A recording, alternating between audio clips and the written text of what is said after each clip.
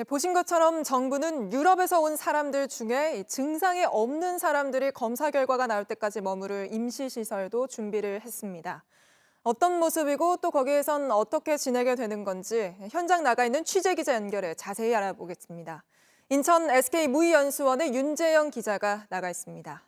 자, 윤 기자, 뒤로 건물이 보이는데요. 지금 입국자들을 받을 준비가 한창인가 보군요. 그렇습니다. 이곳은 인천의 관광섬 무의도에 있는 SK무의연수원입니다. 내일부터 유럽발 입국자 가운데 증상이 없는 사람들은 이런 임시 생활시설에 약 하루 동안 머물면서 코로나19 검사를 받게 됩니다. 모든 입국자가 공항에서 검사를 받으면 대기줄이 길어질 뿐 아니라 또 오히려 감염 가능성이 있어서 이런 시설을 마련한 겁니다. 입국자들은 이곳 숙소 건물에 1인 1실로 머물게 됩니다. 현장은 당장 내일부터 입소가 시작되는 만큼 준비가 한창입니다.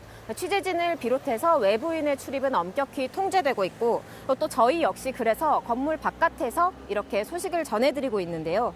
입소자들이 쓸 생필품을 나르는 인력들은 수시로 드나들고 있습니다. 현장 관계자는 갑자기 결정이 되면서 준비를 할 시간이 빠듯했다고 말했습니다. 예, 그러면 그 공항에서 거기까지는 사람들이 어떻게 이동을 하는 건가요? 네, 정부는 단체 버스를 동원하겠다고 했습니다. 개별적으로 오기도 힘들고 또 지역사회 감염 가능성을 감안한 건데요. 이곳은 공항에서 차로 20-30분 거리로 가까운 편이지만 다른 시설은 충청 지역에 있기도 합니다. 여기서 양성이 나오면 병원이나 생활치료센터로 옮겨지고 음성이 나오면 일단은 전파 우려가 없다고 보고 내국인의 경우에는 집에서 그리고 장기 체류 외국인의 경우에는 시설 등에서 2주간 자가격리를 하게 됩니다. 네, 그런데 입국자들을 검사하고 또 매일 관리하려면 인력이 꽤 필요할 것 같은데요.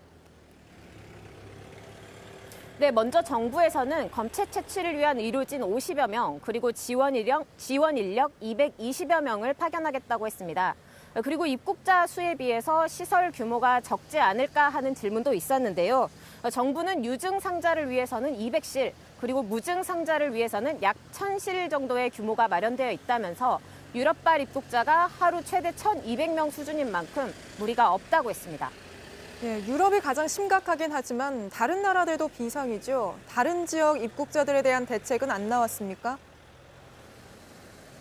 네, 실제 오늘 서울의 신규 확진자 중에는 미국과 캐나다 그리고 필리핀에서 온 입국자도 포함이 됐습니다. 또 공항 검역에서도 새로 6명이 확진됐는데 미국발 입국자도 포함이 돼 있었습니다. 정부는 북미 상황은 유럽만큼은 아니라면서 북미 입국자 전수검사도 검토하고 있지 않다고 했는데요. 북미 지역 확산세에 따라서 이런 입장도 바뀔 여지는 있어 보입니다. 예, 지금까지 인천 임시시설에서 윤재영 기자였습니다.